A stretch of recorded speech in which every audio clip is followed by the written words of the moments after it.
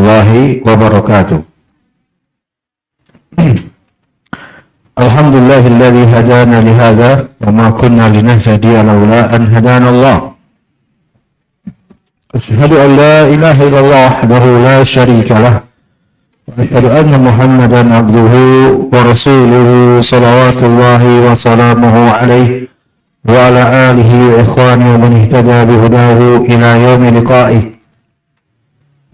يقول الله تعالى يا أيها الذين آمنوا اتقوا الله حق تقاته ولا تموتن إلا وأنتم مسلمون.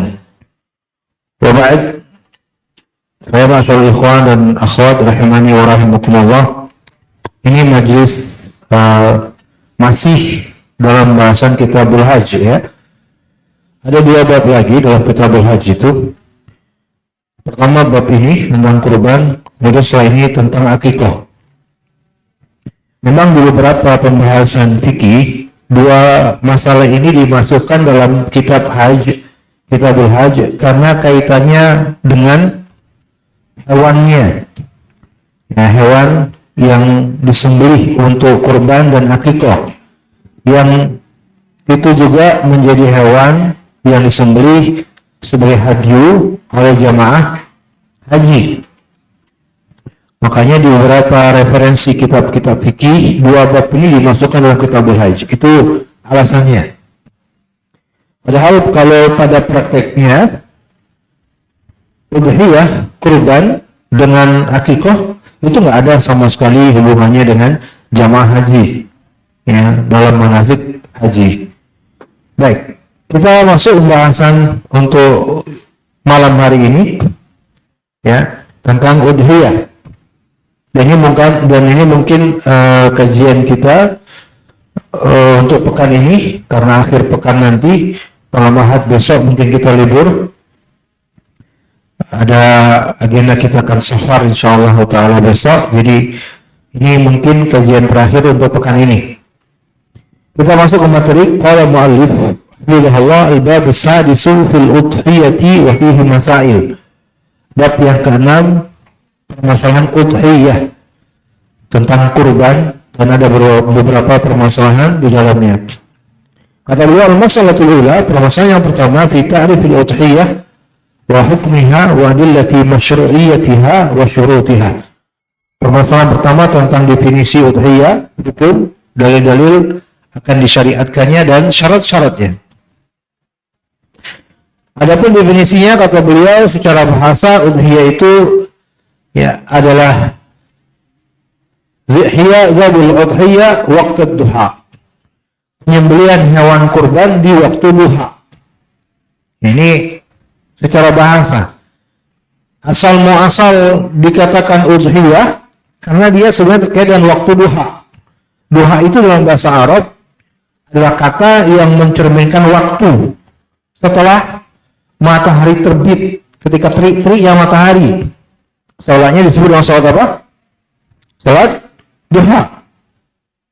Ya, di waktu pagi setelah matahari terbit sampai sebelum zawal, itu duha dalam pembahasaannya. Maka udhiyah disebut itu karena memang pada asalnya penyembelihan itu setelah salat Id, dan itu waktunya lah waktu duha. Adapun secara syar'i, kata beliau, hiya ma yudbah minal ibil wal baqar wal awil ghanam awil ma'az taqarruban ila Allah ta'ala yaumal Eid.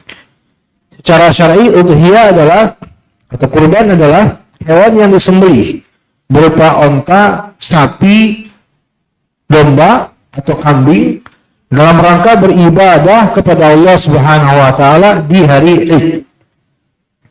Di hari Id. Ini dikritisi oleh para ulama. Definisinya bukan hanya hari Id, ya, tapi ayyamut tasyrik yang lebih tepat. Ya, kalau antum tambahkan catatan di sana, ayam hari-hari tasyrik itu lebih tepat. Ya, karena penyembelihan bukan hanya di hari Id, tapi hari-hari tasyrik. Tambahkan di buku kalian hari-hari tasyrik, bukan hanya hari Id. Karena hari Id itu cuma satu, ya, di tanggal 10-nya saja itu pre-Id. Baik, adapun hukumnya dan dalil-dalil akan disyariatkannya, kata penulis hafizahullah, al-udhiyah kurban itu hukumnya sunnah muakkadah, sunnah muakkadah. Berdasarkan firman Allah, "Fasholli lirabbika wanhar" di surah Al-Kautsar ayat kedua. Dan maka salatlah untuk Rabbmu dan berkurbanlah. Dan juga berdasarkan hadis Anas radhiyallahu anhu bahwa Nabi sallallahu alaihi wasallam dhaha bikabshaini dengan 2 kibas yang amlah yang bertanduk. Beliau menyembelih kedua kibas itu dengan tangan beliau sendiri. Beliau bertasmiyah lalu bertakbir dan beliau meletakkan kaki beliau di bagian bawah leher kambing atau kibas tersebut, kedua kibas tersebut ketika menyembelih. Baik, teman-teman, barakallahu fikum. Adapun tentang hukum, jumhur memang yang rajih sunnah muakkadah. Sunnah muakkadah. Sebagai ulama menghukumi wajibnya, tapi yang rajih adalah sunnah muakkadah. Tapi di sini perhatikan, dalil yang dicantumkan penulis itu kurang mengena. Dalil-dalil yang masih mengundang kemungkinan bisa digunakan dalil juga oleh para ulama yang hukum wajib bahkan. Ya, untuk ayat misalnya, ayat di Al-Kautsar kedua, surah Al-Kautsar kedua, "Fasholli lirabbika wanhar." Di situ mengandung kalimat perintah, wanhar, berkurbanlah. Kalimat perintah itu pada asalnya mengandung hukum wajib. Ya. Adapun perbuatan Nabi sallallahu alaihi wasallam di situ sebenarnya tidak langsung mengandung makna perintah. Ya. Yang lebih tepat untuk menguatkan hukum sunnah muakkadahnya adalah hadis yang diriwayatkan Imam Al-Baihaqi dalam sunannya. Hadis yang sahih dengan sanadnya. Bahwa 3 sahabat yang mulia, ya, Abu Bakar, Umar, Abu Mu'ad radhiyallahu ta'ala anhum ajma'in pernah tidak berkurban. Sengaja memang tidak berkurban. Dan mereka dengan sengaja mengatakan, ya, sungguh saya akan meninggalkan kurban dalam rangka menjelaskan hukum agar tidak dianggap oleh tetanggaku kurban itu hatmun alayya, sebuah kewajiban bagiku. Nah, ini jelas. Ya. Para sahabat meninggalkan kurban untuk menjelaskan hukum. Ya, sehingga dengan demikian pemahaman sahabat, ya, bahwa kurban itu tidaklah wajib, itu yang lebih jelas. Tambahkan catatan di buku kalian, adanya perbuatan sahabat yang tidak berkurban dalam hadis riwayat Imam Al-Baihaqi itu lebih tepat sebagai dalil untuk mengatakan hukumnya sunnah muakkadah. Sunnah muakkadah. Ya, sunnah yang sangat ditekankan. Ya. Baik, pada kesimpulannya ini adalah hukum. Pada prakteknya, karena dia sunnah muakkadah, maka sungguh sangat ditekankan untuk dilakukan. Sangat tidak layak bagi setiap yang memiliki kelapangan, memiliki harta, kelonggaran untuk tidak berkurban. Sangat tidak layak. Ya, itu kesimpulannya, sangat tidak layak, mengkompromikan semua dalil. Dan tidak layak lagi kalau ada tidak berkurban lalu mengikuti apa yang dilakukan oleh sahabat tadi dengan beralasan saya mau tahun ini saya nggak akan berkurban dulu. Kenapa? Karena saya ingin menjelaskan hukum, ya, supaya tidak dianggap wajib. Ente siapa? Ya, hukum telah tetap. Ya, tidak perlu lagi Anda menjelaskan hukum dalam perbuatan Anda, tidak perlu lagi. Ya, bukan itu tujuannya, bukan itu alasannya. Ya, kalau memang tidak berkurban karena memang ada, ya tidak longgar, ada, silakan, tidak masalah. Baik, selanjutnya syarat-syarat disyariatkannya udhiyah. Kata menulis, sahihullah disunahkan hewan kurban itu fi haqqi man wajadat fihi syurutul atiyah. Ya, pada haknya terdapat syarat-syarat sebagai berikut. Yang pertama, bagi yang berkurban, ya, pekurban, dia beragama Islam. Ya, karena tidaklah dituju syariat ini mereka yang non-muslim. Yang kedua, al-bulugh wal aql. Dia yang balik dan berakal. Wa lam yakun balighan aqilan fala yukallif biha. Maka barang siapa belum balik, tidak berakal, tidaklah, ya, ada kewajiban bagi dia menjalankan hal ini. Yang ketiga, al-istita'ah, kemampuan. Yaitu dia yang memiliki kemampuan untuk berkurban dari harta yang lebih dari kewajiban nafkah dirinya dan nafkah orang-orang yang wajib ia nafkahi hilal pada saat yaumul id dan hari-hari tasyrik. 3 teman-teman, perhatikan. Yang pertama apa? Islam. Yang kedua apa? Balik dan berakal. Yang ketiga apa? Kemampuan. Disinilah salah satu alasan, perhatikan. Dari pembahasan inilah menjadi salah satu alasan tentang tidak disyariatkannya, atau sekali lagi saya katakan tentang kuatnya pendapat bagi ulama yang mengatakan tidak disyariatkannya berkurban atas nama orang telah meninggal. Berkurban yang khusus atas nama orang telah meninggal. Memang ini khilaf. Ya, ada sebagian ulama kita yang mengatakan disyariatkannya, tapi yang lebih tepat tidak disyariatkannya. Karena kalau kurban atas nama orang yang telah meninggal tidak terpenuhi syaratnya. Ya, orang telah meninggal tidak dikatakan lagi dia mukallaf, orang yang berkewajiban menjalankan syariat. Ya, gugur padanya syarat-syarat ini. Bisa dipahami? Maka itu yang rajih, ya, bahwa tidaklah disyariatkan berkurban secara khusus atas nama orang yang telah meninggal. Permasalahan kedua, kata penulis, maka juzul udhiyah bihi. Hewan-hewan yang dibolehkan untuk dijadikan sebagai hewan kurban. Kata penulis, la tasih udhiyatu illa an takuna min.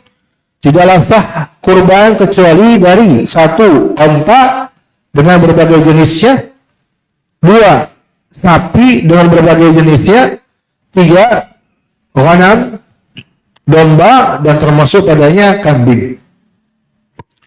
Onta ini semua jenis ya, yang 1, 2 punuknya merah, dan selainnya sapi Bali, sapi apapun, ya, kerbau termasuk sapi. Kerbau termasuk sapi. Baik, kata penulis hal ini, perhatikan sekarang pembahasannya adalah hewan-hewan yang bisa dijadikan sebagai hewan kurban. 3 jenis hewan, apa tadi? Pertama apa? Onta. Yang kedua sapi. 3. Perhatikan sisi pendalilan. Saya akan memberikan sebuah pelajaran. Penulis mengatakan hal ini berdasarkan firman Allah di surat Al-Hajj ayat ke-34. Wa likulli ummatin ja'alna mansakal yadhkuru ismallahi ala ma razaqahum min bahimatil an'am. Allah firman, bagi setiap umat telah kami tetapkan adanya syariat nusuk, kurban, agar mereka mengingat Allah terhadap apa yang telah dianugerahkan untuk mereka dari hewan ternak. Dalam ayat disebut bahimatul an'am, hewan ternak. Kalimat bersifat umum. Baik, kemudian kata penulis, nanti saya akan berikan sebuah kesimpulan. Wal an'am, kata penulis, dan hewan ternak, ya, la takhruj an hadhil asnafi salasa. Tidaklah keluar dari 3 jenis ini. Wayanahu, dan, nah, kemudian penulis menguatkan sisi pendalilan lain. Dan juga dikarenakan tidak ada penukilan dari Nabi SAW sama sekali, dan juga dari salah seorang dari kalangan sahabat berkurban selain dari 3 jenis tersebut. Baik, teman-teman perhatikan. Pembahasannya tentang jenis hewan yang bisa dikurbankan. Kalau kita lihat sisi pendalilan, sekali lagi, kalau sisi pendalilan digunakan penulis di sini, itu masih bersifat umum. Min bahimatul an'am. Oleh karena itulah sebagian ulama seperti Ibnu Hazm rahimahullah di kalangan Zahiriyah ada yang berpendapat kurban nggak mesti 3 ini. Boleh kurban dengan bebek sekalipun, dengan ayam sekalipun. Ya. Ada sejumlah ulama berpendapat seperti itu. Karena permasalahannya tidak ada dalil tegas penetapan kurban yang menjelaskan 3 jenis ini. Paham? Apalagi kalau kita menggunakan ayat tadi. Ayat tadi masih sangat bersifat umum. Maka, teman-teman untuk perhatikan, ya, yang benar bahwa kurban, kalau mau dari sisi pendalilan, itu hanya bisa 3 jenis ini. Untuk sisi pendalilan yang lebih tepat adalah karena pada permasalahan zakat yang ditetapkan hanya 3 hewan ini. Hewan ternak di 3 jenis ini. Jadi kita udah bahas zakat ternak ya. Ya, para peternak yang beternak untuk 3 jenis ini. Hanya 3 jenis inilah yang ada kewajiban zakat. Para ulama mengatakan karena 3 ini penetapan ada hukum syariat zakat, oleh karena itulah kurban hanya pada 3 jenis ini. Imam Syafi'i rahimahullahu taala dan selain beliau dari kalangan para ulama ya menjelaskan hal ini itu dari sisi pendalilan pertama. Sisi pendalilan yang kedua berdasarkan ayat di surah Al-An'am ayat 143. Al-An'am 143 dan 144. Di situ Allah Subhanahu wa taala menyebutkan 3 jenis hewan ini. Humul azwaj thamaniyah allati qala Allah taala thamaniyat azwaj min ad-dha'ni ithnaini wa min al-ma'zi ithnaini ya wa min al-baqar ithnaini. Di Al-An'am 143 144. Hewan-hewan tersebut adalah sepasang domba, sepasang kambing, sepasang onta dan sepasang sapi. Sepasang di sini maksudnya jantan atau betina. Jantan atau betina. Ingat, ini dalil lebih tepat untuk menentukan 3 jenis hewan ini. Surat apa tadi? Ayat 143, 144. Dan lebih tegas lagi. Ya, catat teman-teman dalil selanjutnya hadis riwayat Bukhari dan Muslim. Hadis Abu Hurairah yang terkenal yang pernah kita bahas di Kitabus Shalah tentang keutamaan orang yang datang duluan ke masjid di saat sholat Jumat. Ingat hadisnya? Ya, bahwa yang paling duluan dapat nilai dapat pahala apa? Seperti orang yang bersedekah dengan onta merah. Kemudian setelah itu sapi. Kemudian setelah itu kambing. Kemudian setelah itu ayam. Kemudian setelah itu telur. Nah, di sini juga sih pendalilannya. Ya, para ulama mengatakan orang yang duluan, dalam hadis disebut orang yang duluan datang untuk sholat Jumat disebut dia seperti orang yang berkurban dengan onta, berkurban dengan sapi, berkurban dengan kambing. Nabi sebut dalam hadis tersebut.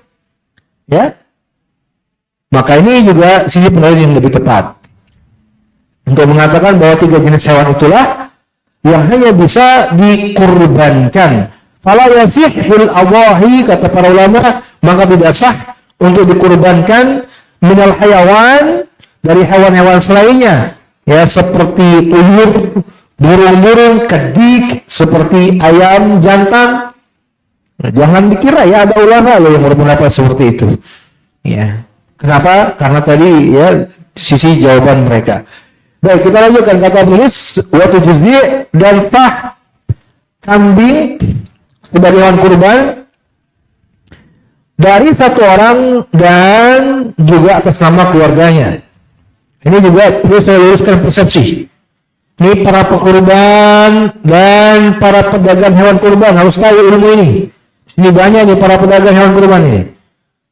Ya, dan panitia kurban juga harus tahu ini ilmu ini. Karena kalian nanti akan ditanya oleh mungkin saja ada yang bertanya. Ya. Ini perhatikan.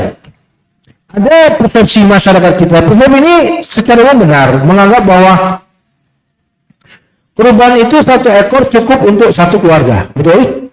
Betul tidak? Betul. Persepsi ini nggak salah, betul. Tapi yang salah adalah ketika itu dijadikan sebagai sebuah keharusan. Itu yang salah. Menganggap nggak boleh, kalau nggak seperti itu salah. Saya katakan dengan tegas bahwasanya kalau 1 keluarga di situ ada suami, istri, anak-anak, mereka masing-masing mau berkurban dengan sendiri-sendiri, nggak mengapa, malah bagus. Semakin banyak hewan kurban, semakin bagus. Nabi berkurban dengan 2 ekor kibas, tadi hadis sudah lewat. Nabi pernah berkurban dengan 100 ekor onta. 100 ekor onta loh. Ya, pernah kita bahas hadisnya? Pernah ya, di Kitabul Hajj. Jadi, makin banyak hewan kurban, itu makin bagus. Makin besar nilai sedekahnya. Jadi bukanlah itu sebuah keharusan. Maksud ucapan statement para ulama, dan itu memang yang Nabi SAW lakukan di beberapa riwayat. 1 hewan kurban untuk 1 keluarga adalah cukup. Pembahasan cukup, itu sudah cukup. Ya. Kalau seandainya mencukupkan dengan 1 ekor untuk atas nama 1 keluarga, sudah cukup. Tapi bukan berarti sebuah keharusan. Kalau ada dari anaknya mau kurban juga, boleh. istrinya mau kurban juga, boleh, silakan, nggak ada larangan. Terus kenapa saya tegaskan ini? Karena sebagian di luar sana menganggap ini sebuah keharusan. Nggak usah, cukup satu ekor aja, satu keluarga. Kenapa dilarang? Mana dalil yang melarang? Tidak ada sama sekali dalil yang melarang. Paham ini? Nah, ini bagus ini untuk bahan bekal bagi pedagang kurban ini. Ketemu pembeli, saya nggak ngajarin ya, tapi kalau jadi pesannya jangan lupa. Ya.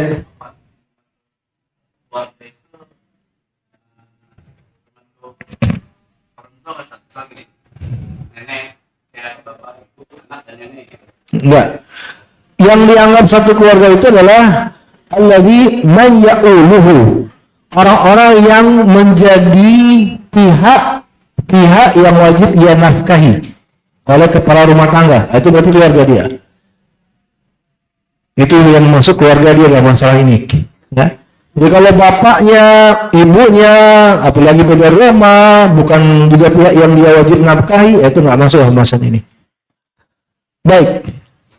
Tapi hadis Abu Ayyub, bukan hadis Abu Ayyub radhiyallahu anhu, kana ar-rajulu fi ahdi Rasulullah sallallahu alaihi wasallam yutai di masa Rasulullah SAW seorang dari mereka berkurban dengan seekor kambing darinya dan adik keluarganya, maka mereka makan dan memberi makan dengannya. Baik, sekali lagi ya, ini hadis bukan bermakna keharusan, apalagi ini konteksnya adalah perbuatan sahabat. Bisa dipahami? Jadi jangan dipahami sebuah keharusan, pembatasan, tidak ada sama sekali dalilnya itu. Itu yang ingin saya tekankan. Wa yajuz, dan boleh kurban itu bil ba'ir wal baqarah, dengan dari unta atau sapi sepertujuh berserikat. Hanya berdasarkan hadis Jabir radhiyallahu anhu, beliau berkata, naharna ma'a Rasulullah sallallahu alaihi wasallam amal Hudaybiyah al-badana an sab'atin wal baqarah an sab'ah. Kami berkurban bersama Rasulullah SAW di peristiwa perang Hudaybiyah atau di tahun Hudaybiyah, seekor unta dari 7 orang dan sapi dari 7 orang. Nah, ini juga perlu diluruskan persepsi. 7 orang penyebutan dalam hadis ini adalah angka maksimal. Karena pembahasan yang diinginkan adalah berserikat. Berserikat itu adalah berkumpul, urunan. Sehingga yang diinginkan adalah bila tidak satu orang. Ya, bila tidak satu orang, maka dia jatuh ke pembahasan berserikat. Nah, yang namanya berserikat itu adalah bilangan dari 2 sampai 7. 2 sampai 7. Sehingga kalau ada di antara di sana yang ingin berkurban serikat 4 orang, 4 orang, nggak ketemu sampai 7. Ya udah, kalau 4 ini sepakat, teruskan aja, jangan dibatalkan hanya dengan anggapan ya nggak 7 nih, kita batalin ya. Nggak bisa. Bukanlah pembatalan karena nggak 7. Paham? Tapi kalau pembatalan karena nggak cukup uangnya cuma 4 ini yang memberi, ya jelas luar kemampuan. Itu persoalannya betul. Tapi ada persepsi seperti itu yang menganggap bahwa harus 7. 7 itu bukanlah keharusan, tapi angka maksimal ya dalam berserikat. Karena pembahasan ini adalah terkait dengan berserikat, berkumpulnya untuk mewujudkan kurban sapi dan unta dari 2 sampai 7. 2 kalau mampu, 2 jalan. Ya, atau nah, terserah. Artinya masih bisa gitu ya, masih potensi harganya pun masih bisa dapat gitu ya berarti. Baik, kita lanjutkan. Ini penting ya teman-teman yang akan bergelut di masalah perkurbanan nanti, sekiranya ada hal-hal yang perlu didiskusikan nanti sampaikan aja. Masalah yang ketiga kata penulis, syurut al-mu'tabaratul udhiyah, syarat-syarat yang dianggap sah dalam hewan kurban. Yang pertama terkait usia. Untuk unta 5 tahun sempurna, 5 tahun lebih. Untuk sapi berapa teman-teman? 2 tahun lebih. Untuk kambing setahun lebih. Ya, dengan kata lebih ya, setahun lebih, 2 tahun lebih, 5 tahun lebih, itu yang lebih mudah dipahami. Unta, sapi, kambing, selesai. Kata beliau, hal ini berdasarkan hadis Jabir radhiyallahu anhu, wa Rasulullah SAW bersabda, La tadbahu illa musinnatan. Jangan kalian menyembelih kecuali musinnah. Kecuali sulit bagi kalian untuk mendapatkan musinnah itu, maka boleh bagi kalian untuk menyembelih jaza'atan, ya, minadhan, dari jenis domba. Nah, dalam hadis Nabi tidak menyebut jenis hewan kecuali domba. Perhatikan teman-teman. Untuk selain domba berarti untuk onta, sapi, kambing beliau menyebut musinnah. Nabi sebut dengan musinnah. Musinnah itu adalah istilah yang dikenal di bangsa Arab, khususnya para peternak, yang menunjukkan akan usia tertentu pada hewan yang berbeda dengan jenis-jenisnya. Musinnah itu pada umumnya adalah hewan yang telah tumbuh gigi sarinya. Dan rata-rata itu terjadi di usia ini. Untuk onta setelah 5 tahun ke atas. Untuk sapi 2 tahun ke atas. Untuk kambing 1 tahun ke atas. Nah, inilah pada asalnya usia hewan yang layak untuk menjadi hewan kurban. Lihat hadisnya, tolong garis bawahi, ketika Nabi bersabda, dan apabila susah, sulit. Terjemahannya gimana? Begitu. Apabila sulit kalian mendapatkan musinnah, baru boleh jaza'ah. Jaza'ah istilah lain. Jaza'ah itu adalah hewan yang telah berusia 6 bulan untuk jenis domba. Tidak selain itu, hanya domba. Dan Imam Ibrahim An-Nakhai mensyaratkan bila 6 bulan pada jenis domba ini badannya besar. Karena memang domba itu karakteristiknya memang lebih besar daripada kambing. Yang ini saya tekankan teman-teman, domba di bawah usia 2 tahun itu bukan pilihan utama. Bukan pilihan utama untuk dikurbankan. Jadi gini, mindsetnya harus diluruskan. Yang mesti dikurbankan itulah hewan yang sudah usia 2 tahun. Itu pada asalnya. Untuk kambing, sapi berapa? Kambing setahun, sapi 2 tahun lebih, onta 5 tahun lebih. Inilah yang pada asalnya yang kita cari. Udah nyari kemana-kemana susah dapat, baru beralih ke jaza'ah tadi untuk jenis domba. Jadi tidak jaza'ah dulu baru musinnah, salah. Tidak boleh jaza'ah dulu baru musinnah, itu kebalik. Harus musinnah dulu, kalau udah nyari nggak dapet, susah nyarinya, baru jaza'ah. Jaza'ah pun hanya di jenis domba untuk 6 bulan lebih dan dengan syarat yang badannya besar. Paham? Ya. Kalau pilihannya ke jaza'ah karena budget? Nggak bisa, bukan karena budget. Ini karena usia. Dahulu kan usia. Kalau memang nggak bisa musinnah karena budget, berarti Anda belum mampu. Jadi kita itu pada asalnya mencari musinnah dulu, menunjukkan berarti kita sudah mampu. Nggak dapat musinnah baru ke jaza'ah, bukan dana asalnya jaza'ah dulu.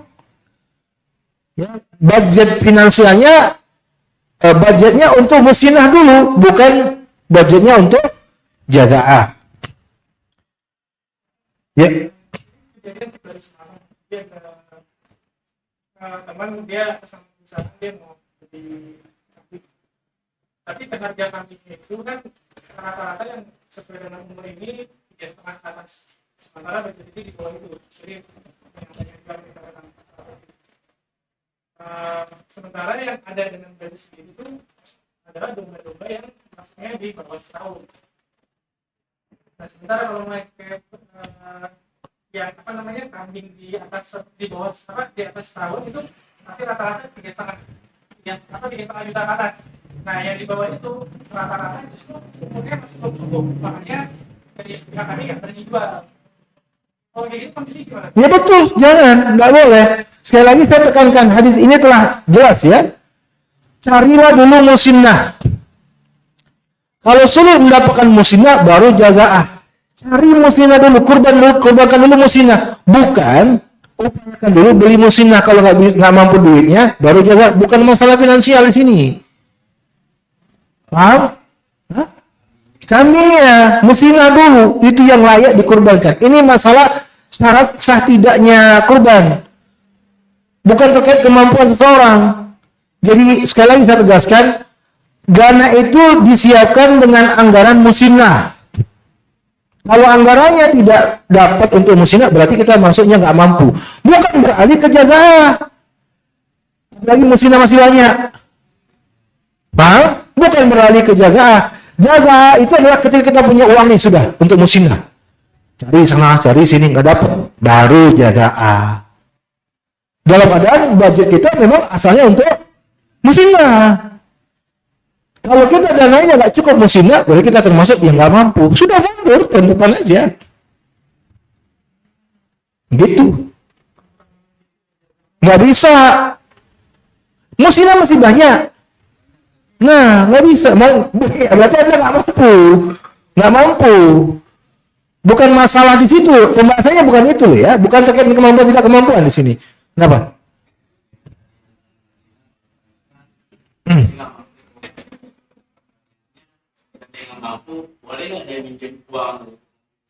Itu urusan dia. Kalau dia memang ingin berhutang dengan yang kata Syekhul Islam Taimiyah, berhutang untuk kurban yang dia yakin akan bisa mengembalikan, silakan.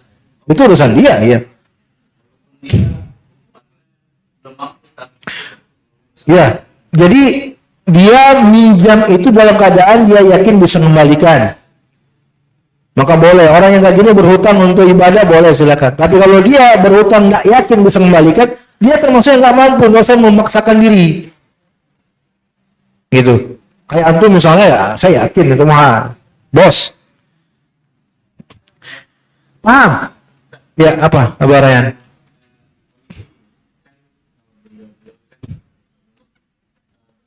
Ya, pedagang. Hmm.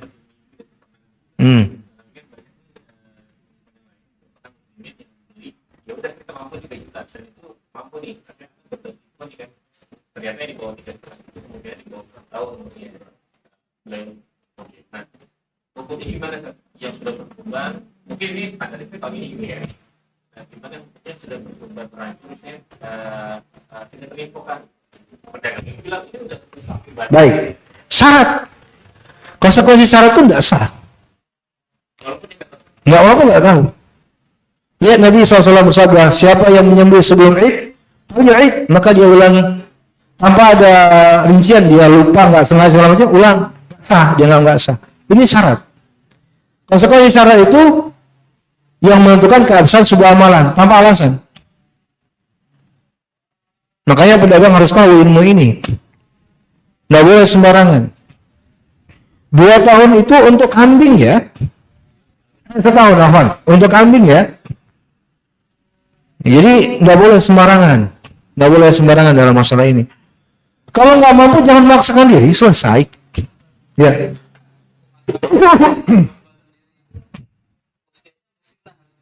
Musinnah. Jadi kalau mau milih domba pun harus nunggu domba musinnah. Musinnah, kan asalnya kan musinnah. Banyak beredar kan domba itu minimal 6 bulan di usia jazaah. Enggak, itulah saya tekankan pada kesempatan ini. Kan saya berikan ilustrasi. Cari dulu musinnah dulu. Nggak bisa, susah, baru ke jazaah. Bukan dibalik jazaah dulu sebagai alternatif. Enggak, bukan. Salah. Bukan alternatif. Bukan pilihan. Kalau nggak ada musinnah baru jazaah. Musinnah. Sebenarnya domba itu masuk kambing. Masuk kambing. Domba nanti dia udah musinnah, itu termasuk yang masuk kambing juga. Iya, betul masuk kambing. Nah, yang dikecualikan itu hanya domba jazaah, karena pada umumnya domba itu lebih besar badannya. Ya, pada umumnya. Nggak masalah, sudah kita terang tadi ayatnya. Ya, nggak masalah. Dan Imam An-Nawawi kan sudah saya nukil di grup. Saya tegaskan kembali ijma para ulama. Nggak masalah mau betina mau jantan. Ada anggapan masyarakat di luar sana, terus terang, itu menganggap nggak sah kalau betina. Itu salah. Ini saya ketemu, makanya saya pastikan itu. Ya, itu lain hal. Itu ceritanya lain. Kita berbicara sah tidaknya ya. Iya, ini pedagang ini lah, bos.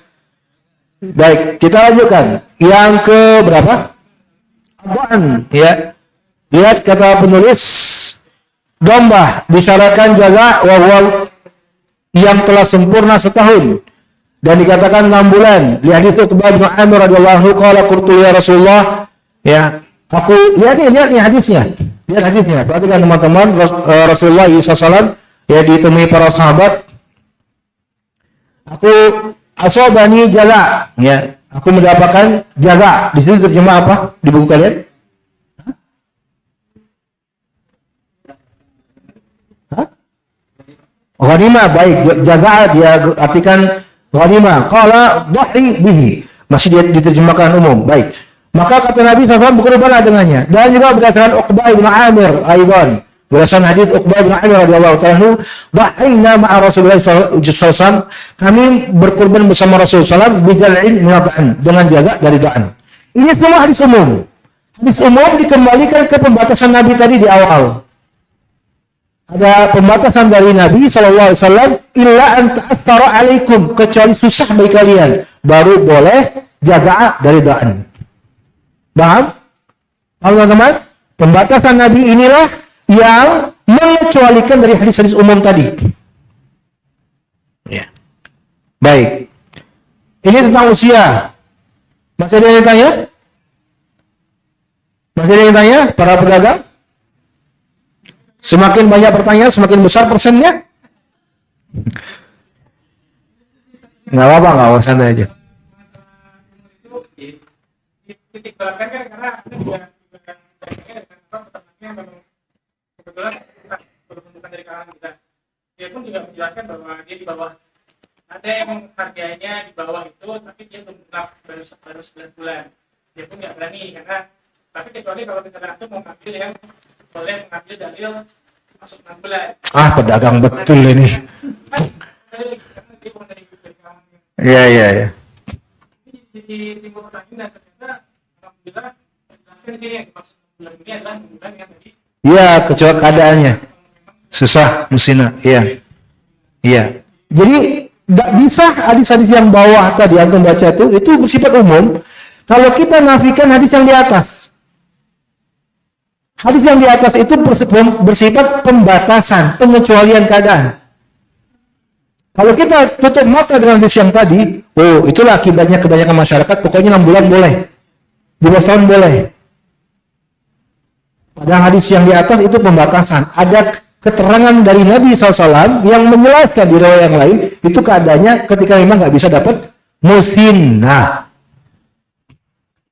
Kalau bisa sesuai syariat, jangan pelantang-pelanting cari keuntungan. Nggak apa-apa lah kalau Anda mau kelihatan ya. Wah ini pedagang betul nih Ustaz ini.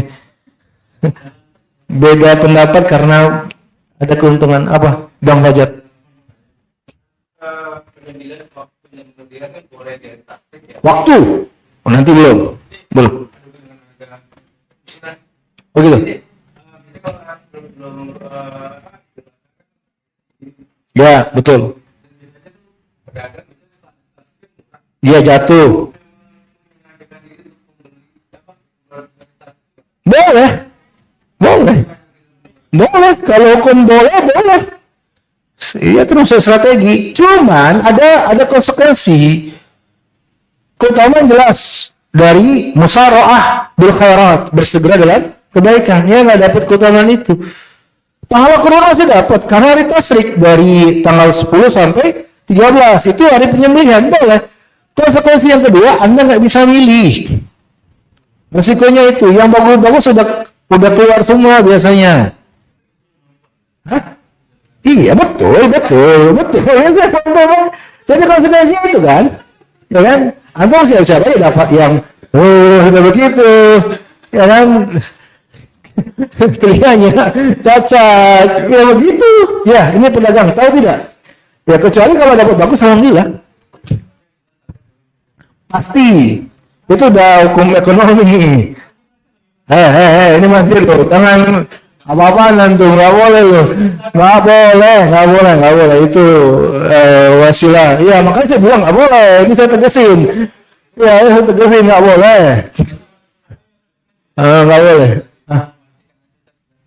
Kita memilih berkurban dari tasbih, boleh. Boleh, hukum boleh. Tidak ada larangan. Bahkan itu termasuk hari penyembelihan. Boleh, dia beli di hari tanggal 13. Sebelum matahari terbenam di tanggal 13. Itu batasan akhirnya. Dia beli pas setelah asar. Dia sembelih langsung. Sebelum terbenam. Ya, bukan maghribnya. Sebelum terbenam matahari hari 13. Nggak apa-apa. Tapi tadi konsekuensinya harus siap dengan itu. Ya. Dan juga kebanyakan kita kan penyelenggara itu mau cepet, Bang. Cepat selesai, kan pengurusannya kan banyak itu. Ya. Kalau pribadi enak itu kalau pribadi, nggak menyebabkan banyak orang. Kayak di Yaman itu kita di hari Tasyrik sebagian itu nyembelih di hari Tasyrik. Karena orang Yaman sebagian nyembelih sendiri. Saya ingat itu pernah ada bapak usianya 60 tahun.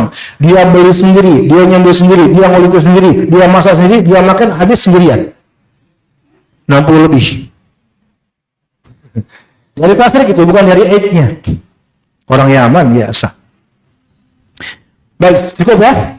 Kita lanjut. Yang kedua, selamat dari Aid. Dipersyaratkan onta, sapi, kambing selamat atau tidak ada aib yang pada keadaannya yang menyebabkan mengurangi kesempurnaan dagingnya. Maka tidak sah al-ajfa wal arja wal aura wal maridah. Ini 4 cacat yang Nabi sebut dalam hadis. Rasulullah SAW bersabda ada 4 cacat yang membuat tidak sah hewan kurban. Yang pertama al-aura al-bayyinu auruha. Buta yang jelas kebutaannya, sakit yang jelas sakitnya, pincang yang jelas kepincangannya, kurus yang tidak bersumsum. Ini 4. Baik, saya beri kesimpulan.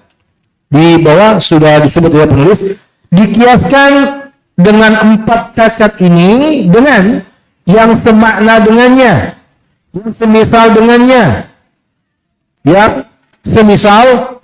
Jadi perhatikan teman-teman, barakallahu fikum, karena ini penyebutan 4 cacat yang sering ditanyakan itu adalah cacat yang di luar 4 yang disebut oleh Nabi SAW ini, betul nggak?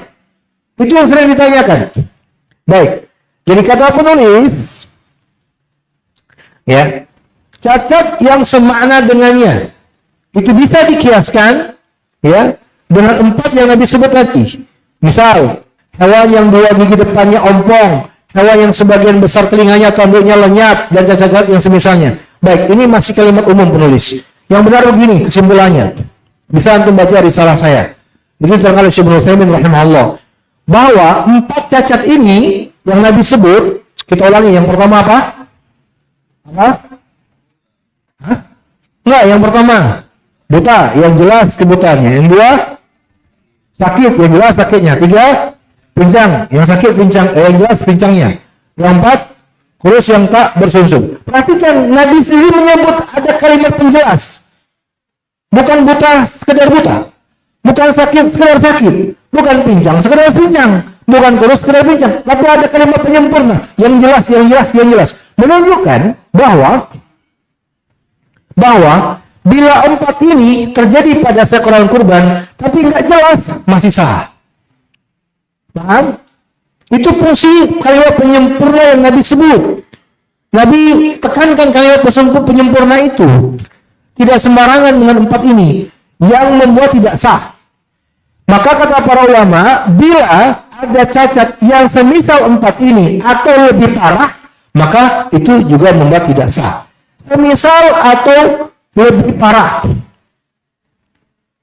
Misal tadi pincang kakinya, yang jelas kepincangannya. Bagaimana kalau patah kakinya? Sah nggak patah? Sah nggak patah? Tapi nggak disebut di hadis. Nah, lebih parah dari pincangnya Nabi sebut. Itu namanya qiyasul aula dalam pembahasan berdalil. Dalam usul disebut qiyasul aula, qiyas yang lebih layak. Misalnya saya sering beri contoh ya, ada di Empang nih tulisan dilarang memancing di sini. Menurut kalian kalau ada orang datang bawa jala, boleh nggak? Boleh nggak nih? Dia beralasan, saya boleh memancing om.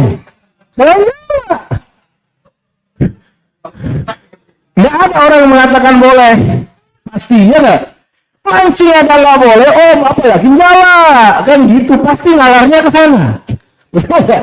Bang Fajar masih bingung, kayaknya mukanya kena nih. Sama nih, misalnya nih, mohon maaf mungkin kalau antum kurang nyaman, tapi ini begitu penjelasan para ulama. Ini membantah kalangan Zahiriyah ya. Ada tulisan dilarang tipis di sini. Orang di situ buang air besar.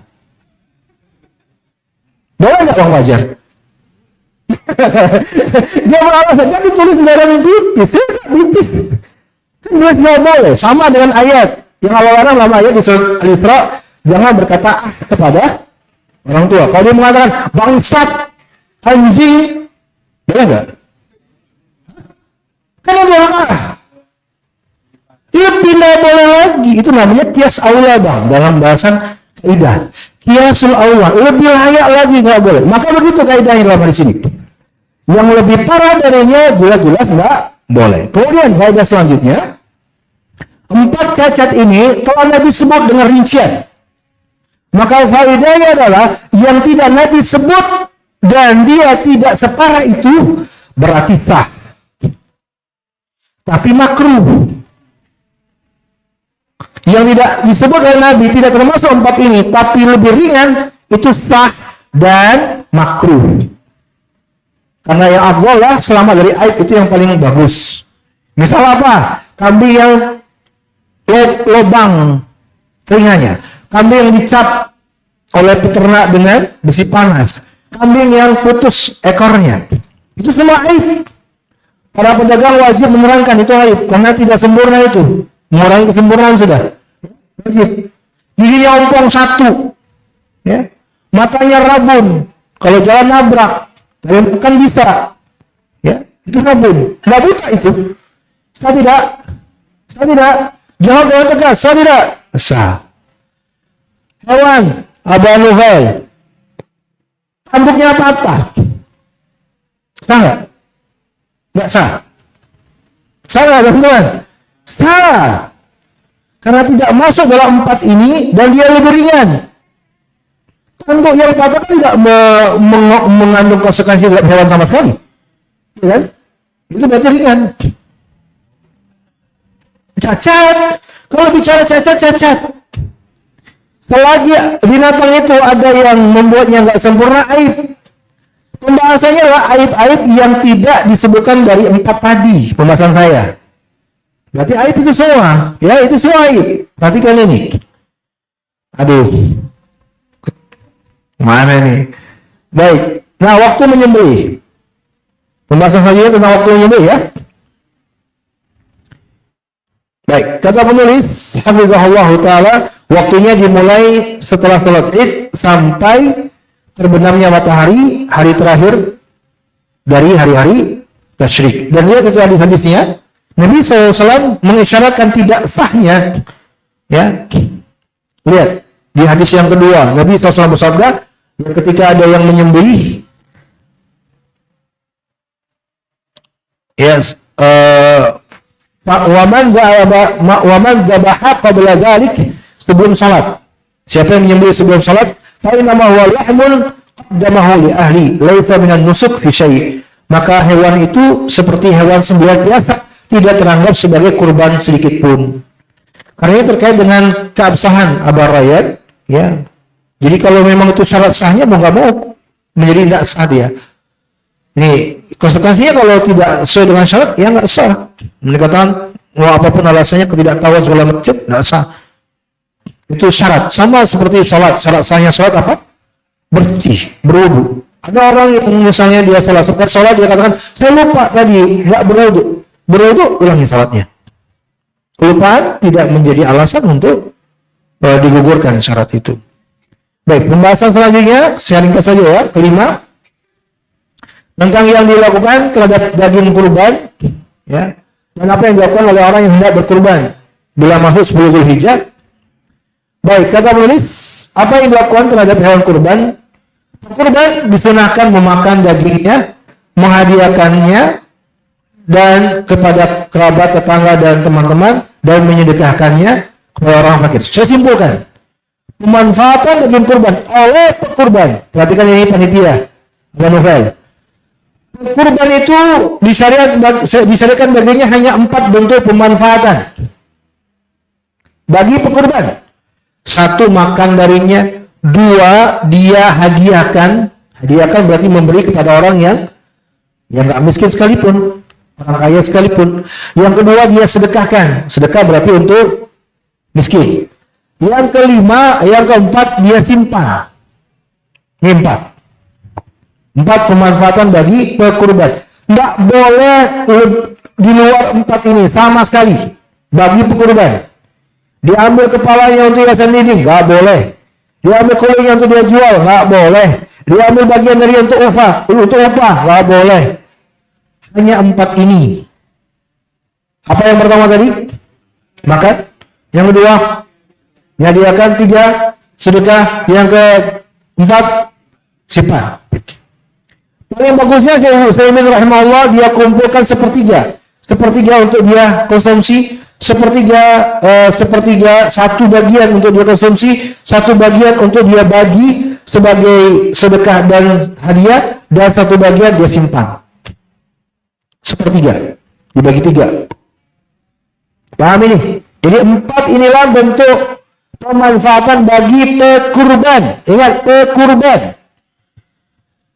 Kalau dagingnya dia telah amalkan ke panitia, ini panitia, silakan sisanya, saya cuma ngambil bagian pahanya aja ya, sisanya setelah terserah panitia. Maka panitia boleh untuk menjual, misalnya ingin menjual, atau mungkin dia ingin kulitnya dia gunakan manfaat apapun, boleh, karena dia bukan pekurban. Setelah izin dari pekurban. Paham? Ya, panitia di masjid nggak boleh loh memanfaatkan apapun dari hewan kurban tanpa izin pekurban, karena mereka bukan pemilik hewan kurban, nggak boleh. Ini sering saya ulangi, karena kejadian itu ada pekurban datang ke masjid, ternyata hewan kurbannya sudah habis terbagi, dia nggak dapat apa-apa, sedih.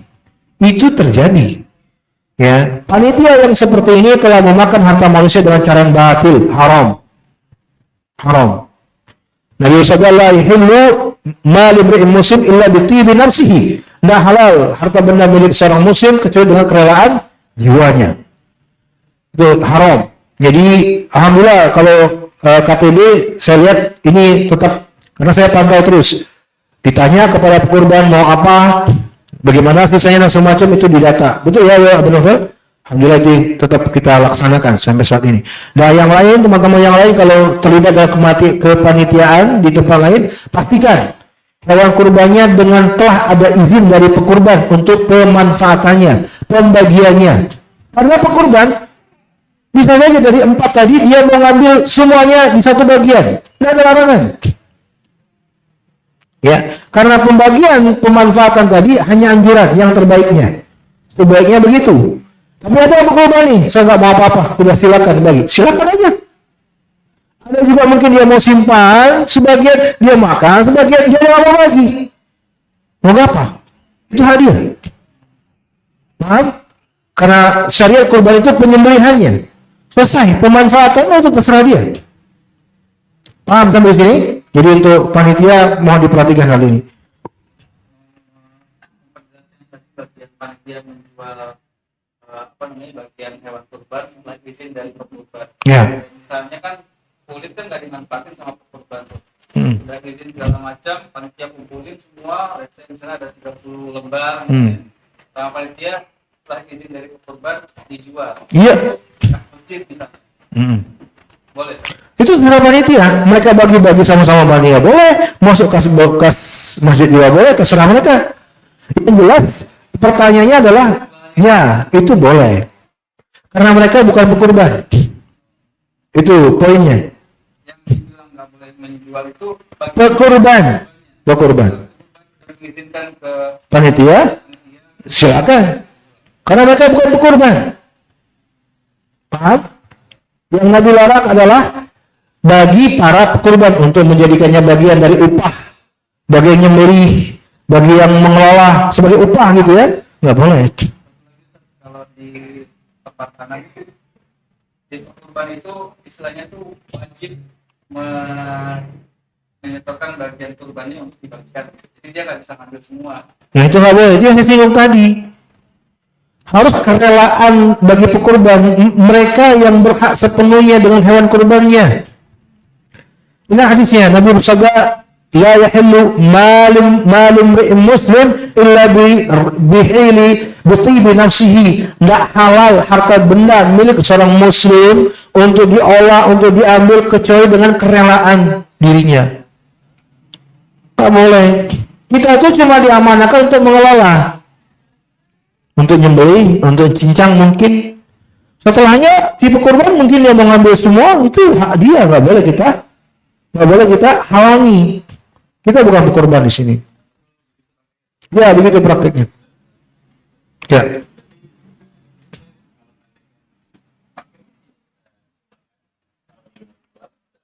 Nggak apa-apa.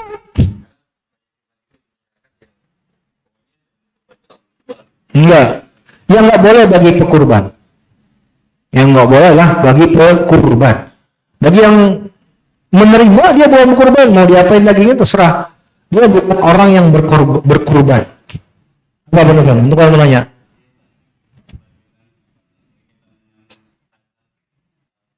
Nggak layak dong. Kurban membeli kambing asalnya dari cacat desa. Hah? Asalnya nggak cacat, baik. Ya. Darullah. Cacat, baik. Nah itu pertanyaannya, apakah sah untuk kurban atau yang kedua, apakah panitia menggantikan kurban itu sah? Baik, perhatikan ini, panitia. Ya, ini penting ini. Di risalah saya itu sudah saya rincikan itu, ada saya bagikan itu di PDF. Kalau hewan kurbannya cacat di tangan panitia atau penjaga,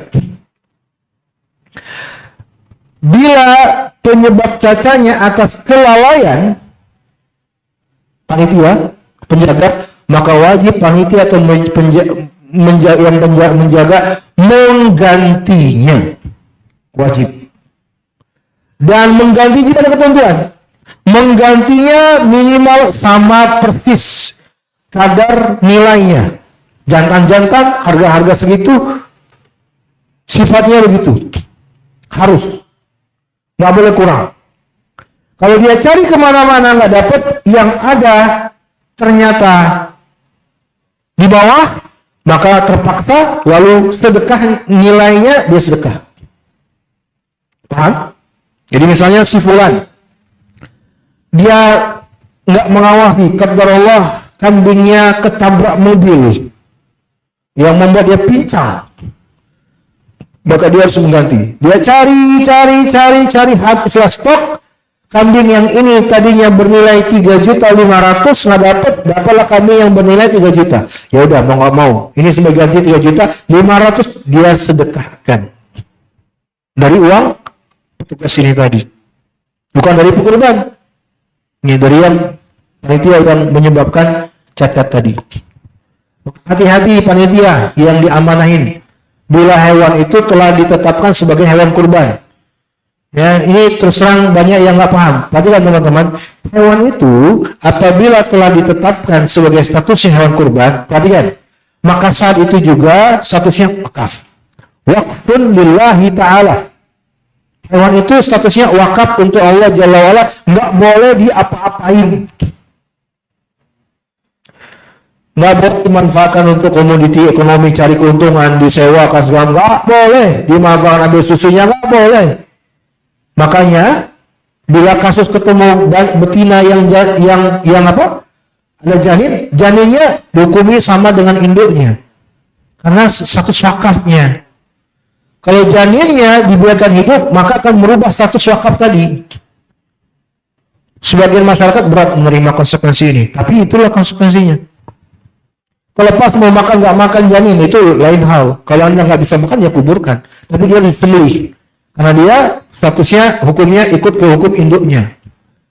Wakaf itu nggak boleh dialihfungsikan, kecuali betul-betul terpaksa kepada sesuatu yang sifatnya wakaf juga.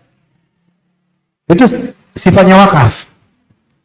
Hewan ternak bila satu sudah wakaf nggak boleh dialihfungsikan.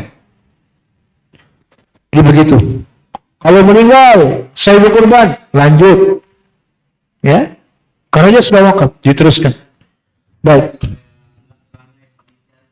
Nah, kalau seandainya bukan karena kelalaian, sudah jaga baik-baik nih, tiba-tiba ini sudah di atas pandangan kita kan, udah sebagaimana layak, tiba-tiba kambingnya memang sengaja menturun kepalanya ke pohon gitu kan, dia pincang misalnya.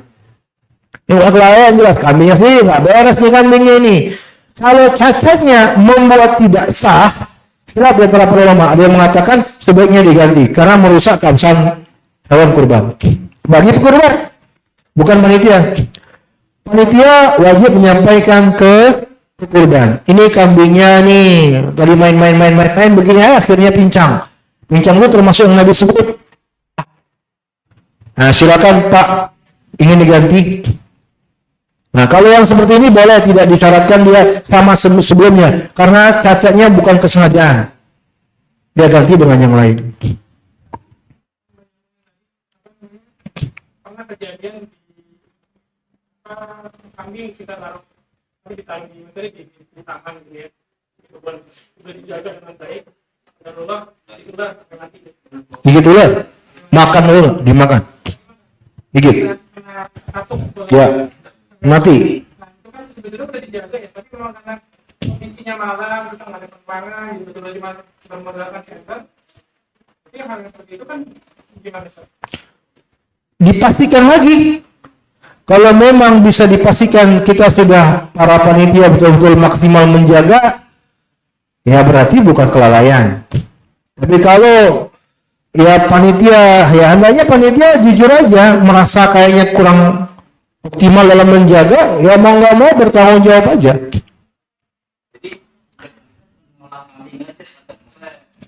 Untuk yang diamanahin Abu Nufel, ya wajib. Makanya kalau panitia meletakkan pembiayaan itu wajar aja. Paham? Berat tanggung jawabnya. Ya, Pak Fakri. Sudah ditetapkan gitu. Jadi misalnya si pekurban hanya dapat jatah misalkan 5 kilo saja. Panitia. Panitia atau pekurban? Pekurban. Baru sisa itu semua di Lagi kan? Yang netapin siapa? itu banyak dengan alasan panitia menyesuaikan jumlah penerima. Penerimanya seorang. Jadi supaya memudahkan pekerjaannya kan.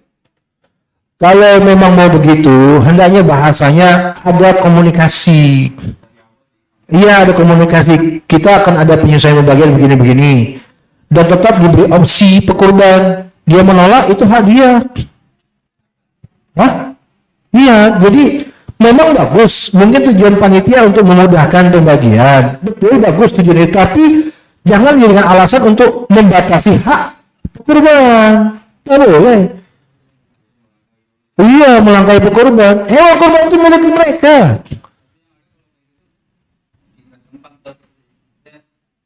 Pihak mengelola yang itu pasti nggak akan mengubah. Ini biasanya yang hewannya banyak dan penerimanya juga banyak. Iya, saya tahu. Ya, itu begitu. Itu betul. Tapi kita tetap memberi peluang. Kalau pekurban nggak mau, ya silakan gitu loh. Nggak boleh membatasi. Masalahnya itu membatasi gitu loh. Betul. Kita penetapan panitia pekurban diberi jatah 5 kilo. Tapi itu opsi sifatnya alternatif. Kita sampaikan bahasa itu. Kalau pekurban ingin mengambil semua juga silakan, nggak apa-apa. Nah itu dikomunikasikan, disampaikan. Ya sejak awal juga boleh. Nah, iya dia akan dia. Dengan tadi tanyakan masalah terjadinya kecelakaan atau cacat. Kalau itu memang kewajiban syariat. Seandainya tidak menjadi sebuah akad pun memang begitu. Ya, kewajiban syariat itu. Karena status kambing yang telah kurban itu wakaf tadi. Tidak dijadikan wakaf pun harusnya begitu, harusnya begitu. Kalau masalah bagian daging ini kan memang kerelaan sifatnya. Kalau mengerjakan akad lebih bagus lagi. Jadi lebih dikukuhkan lagi bahwa pekorban punya hak untuk mengambil atau tidak membagi di situ. Nah, dikomunikasikan bahwa kita panitia untuk memudahkan operasi alokasi daging, nanti kita beri jatah untuk pekorban 5 kilo misalnya. Tapi ini kepada pihak kurban seandainya ingin lebih, kurang atau tidak, silakan, nggak masalah. Nggak boleh membatasi. Karena kita panitia bukan pemilik kurban. Nah, disampaikan supaya pekurban bisa memaklumi alasan kita sebagai panitia.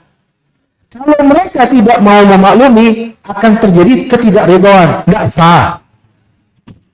Ketidakridhaan itu merusak keberkahan. Ya, ibadah di situ. Jadi ini saran dari saya. Itu saya alami ya, pengalaman. Ada yang datang ke masjid, tanya, mana udah habis. Nggak dapat sama sekali. Itu saya alami, kasihan. Ya, sebagian lagi kan yang mau mengambil gampangnya. Panitia kan gampangnya. Artinya cincang bagi selesai. Tanpa melihat dan mengingat siapa yang berkorban. Allah musta'an. Hah? Ya itu bagus, ya bagus betul pada yang ini. Saya curhat, ya saya curhat. Ya, Vicky. Kembali lagi ke pembahasan itu tadi yang mengenai tanggung jawab. Kalau kasus ini gitu gimana? Kan kita dengan begini, kita beli. Jangan menyebut nama ya. Kita beli. Artinya kan kita titip rawat di sana sampai dengan sekian. Dalam keadaan kondisi seperti itu kan kita baru ketemu dengan di saat semua tapi di hari raya. Nah, tanggung jawab siapa nih, Sir? Tanggung jawab dari panitia yang hewan kurban atau si penjualnya? Baik, saya paham. Kalau kambingnya sudah dibeli, berarti sudah berpindah kepemilikan. Paham? Maka itu pada asalnya milik pekorban. Sekarang kalian, panitia, sampaikan ke pekorban. Ini gimana hewan kurbannya? Karena kalau seandainya masih di bawah pengawasan kita, butuh biaya untuk merawat, mengawasi, dan menjaga. Bukan lagi tanggung jawab penjual. Bukan lagi, walaupun tempatnya di sana loh ya. Paham nggak? Harus dibeli. Udah berpindah kepemilikan kalau udah dibeli itu. Pihak penjual, pondok, itu nggak ada tanggung jawab lagi. Mereka nggak ada konsekuensi kalau ternyata kurbannya ada masalah, nggak tanggung jawab lagi mereka. Kita di sini yang bertanggung jawab. Kita panitia. Tapi saya katakan, antum panitia sampaikan ke pekorban. Mau diambil langsung kita antar ke rumah atau kita jaga sampai hari H. Saya pikir Bani sudah menetapkan ada biaya itu ya. Nah, sudah ke awal. Berarti teman-teman wajib menjaga. Kalau kalian menitipkan ke orang di sana, pesankan, tolong dijaga. Nah, berarti ada jasa nanti. Nah, harus. Artinya bukan lagi kewajibannya pada penjual. Nggak lagi itu mereka berkewajiban itu. Saya paham?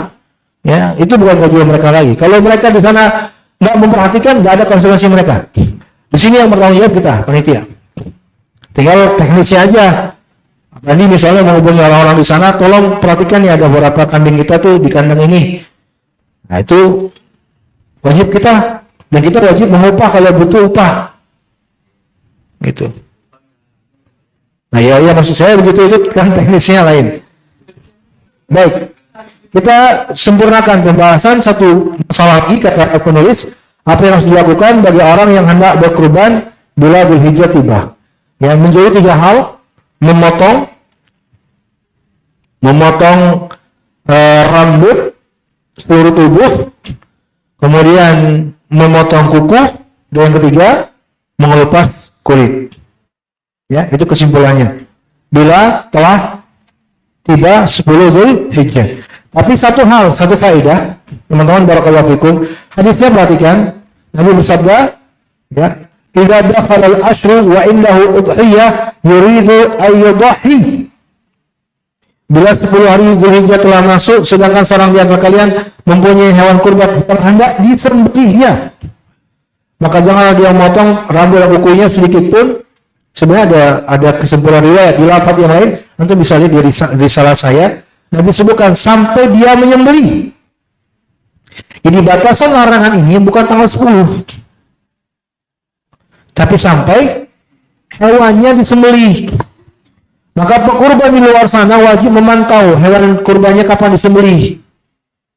Jangan tiba-tiba tanggal 10 dia langsung mengerjakan larangan, nggak boleh.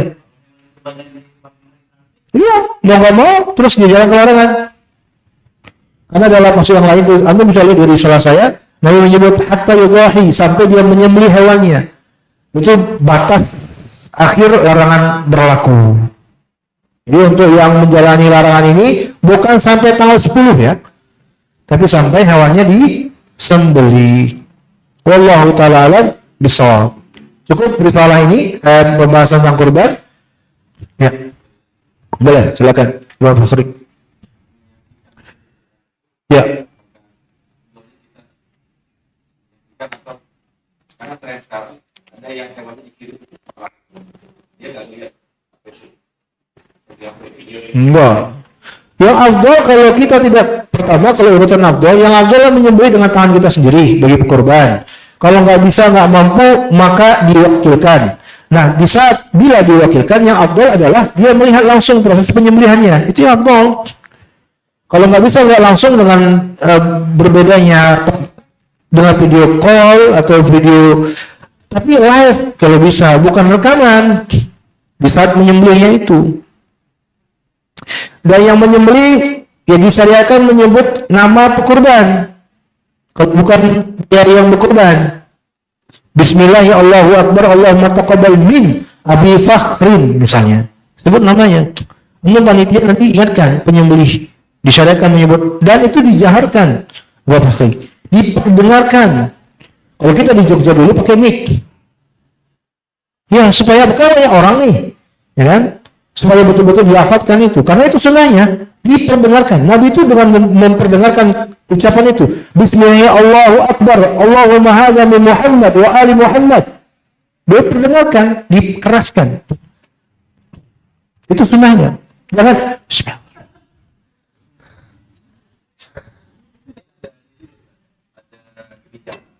karena hewannya terlalu banyak, jadi hewannya istilahnya uangnya dikirimkan ke tempat lain, ke tempat yang lebih membutuhkan, sehingga si pekurbannya jadi nggak melihat proses itu. Enggak, ini pastikan memang betul ada ini salah satu gate sebagian, ya betul.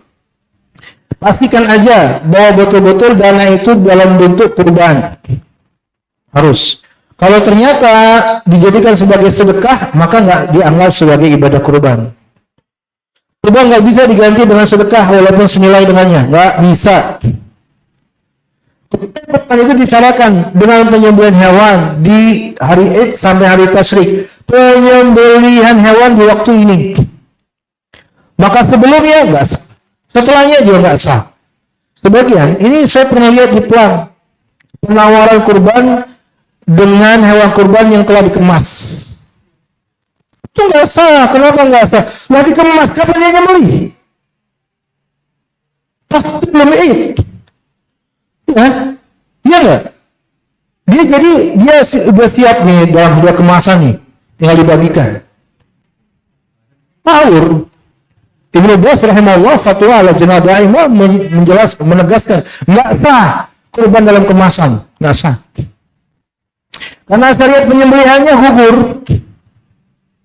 Nah, jadi pastikan aja Abah Fakhri, pastikan bahwa kurban harus memastikan ya bahwa uang itu memang dialokasikan dengan penyembelihan hewan di tempat itu.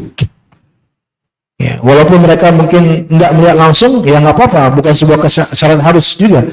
Dia itu memang jatuhnya. Tapi memastikan betul-betul itu bila disembelih, itu harus. Supaya ibadah kita betul-betul diterima Allah sebagai ibadah kurban.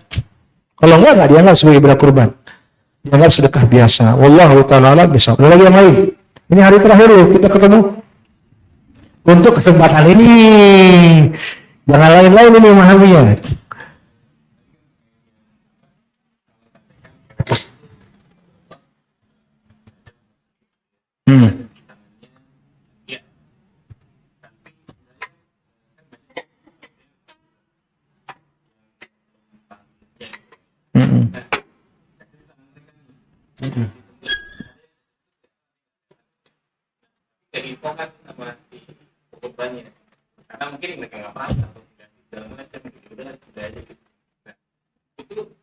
jatuhnya ke korbannya nggak satu. Ya kalau waktunya masih, tahunya kita setelah disembelih. Kalau waktunya tahunya kita sebelum disembelih, memang yang layak diganti apa rakyat. Ini saya kunci dulu ya. Kalau tahunya sebelum hari H, ya bicarakan masyarakat awam susah sih ya. Ya kita kalau punya kemampuan ganti.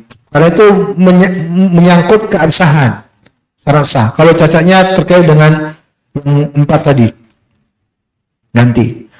Kalau tahunya setelah hari H, tapi masih di hari-hari penyembelihan, masih pada waktu, maka wajib dia juga ganti.